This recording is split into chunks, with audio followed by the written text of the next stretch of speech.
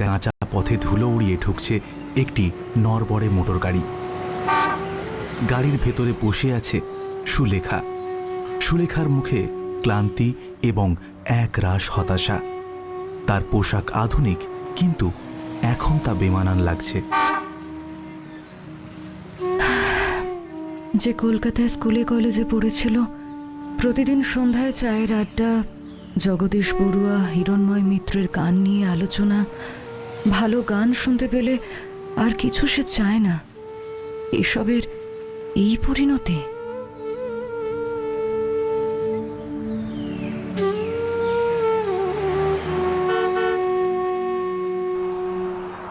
একটি পুরনো জীর্ণ একতলা বাড়ির সামনে গাড়ি এসে থামল।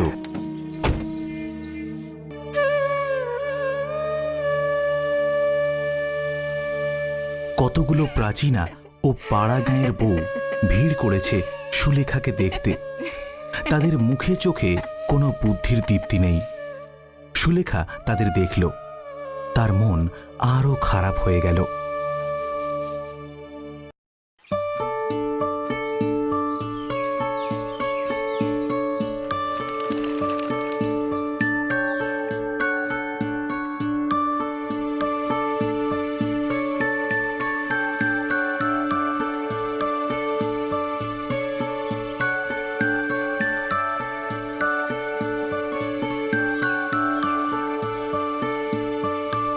সুলেখা, আমার ছুটি শেষ।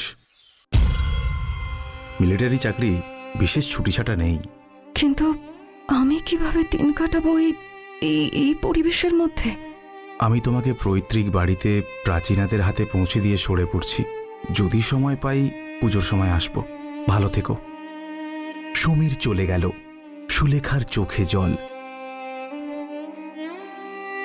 সে কাঁদতে কাঁদতে বিছানায় ভেঙে পড়ল।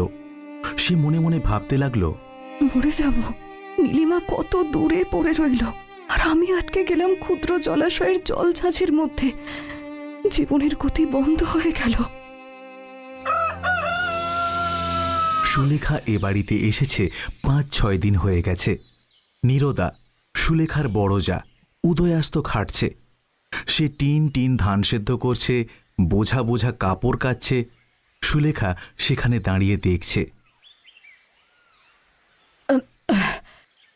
রাঙাবউ, তোমাকে ভোরে উঠে কাজকর্মে সাহায্য করতে হবে। হ্যাঁ, অবশ্য এখন তুমি নতুন বউ বলে কাজের ভার তেমন চাপেনি।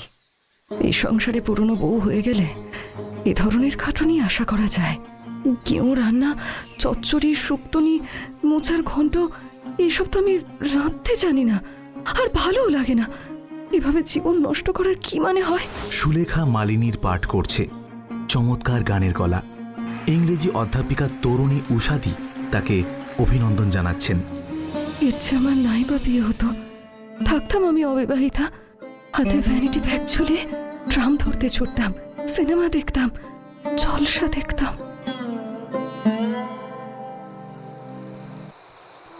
তখন অনেক রাত। সুলেখা ঘুমোচ্ছে। চারপাশ নিস্তব্ধ।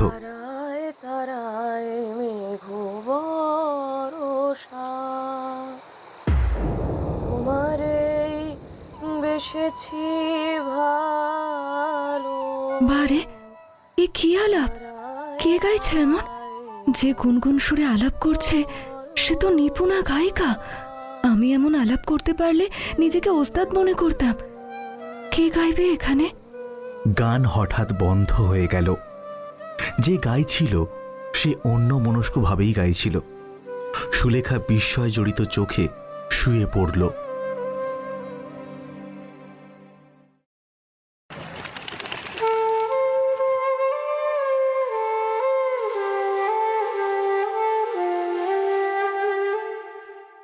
রাঙাবউ, এক কাজ করতে হবে যে, কলাইয়ের ডাল নষ্ট হয়ে যাচ্ছে, ছাদে নিয়ে গিয়ে রোদে দাও। বেলা পড়লে ঝেড়ে তুলতে হবে। পারবে তো? কখনো করিনি আগে, তবে চেষ্টা করি।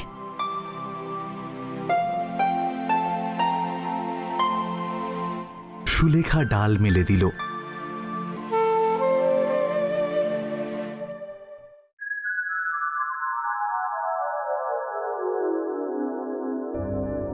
দুপুরের আহারের পর সুলেখা ঘুমোচ্ছে।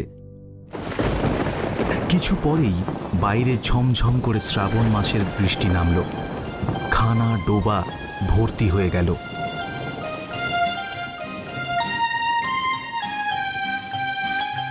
ঘুম ভাঙার পর সুলেখা জানালা দিয়ে তাকিয়ে অবাক। বকুল গাছের গুঁড়িটা কালো দেখাচ্ছে বৃষ্টির ধারায়। ছাতারে পাখিগুলো ভিজছে। এদের কোনো ব্যবস্থা নেই। এখন খেতে হয় গরম গরম চা।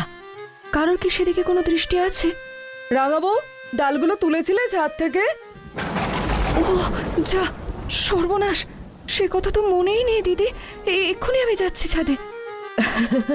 বসো বসো, ছুটতে হবে না রাঙাবো। তুমি ঘুমোচ্ছিলে যখন, তখন তো বৃষ্টি এলো, তাই আমি তুলে আনলুম যে। ও বুঝলাম দিদি, ধন্যবাদ। তুমি আমাকে লজ্জার হাত থেকে বাঁচালে। রাঙা বউয়ের থিয়েটারি ধরনের কথা শুনে হেসে মরি।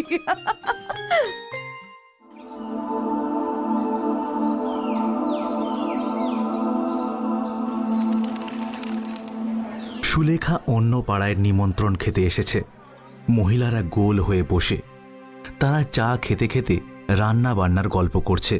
বড় বৌদি, তুমি কি কি রাঁধতে জানো? ওসব নয়, তালের বড়া, মোচার ঘন্ট, এসবের তৈবত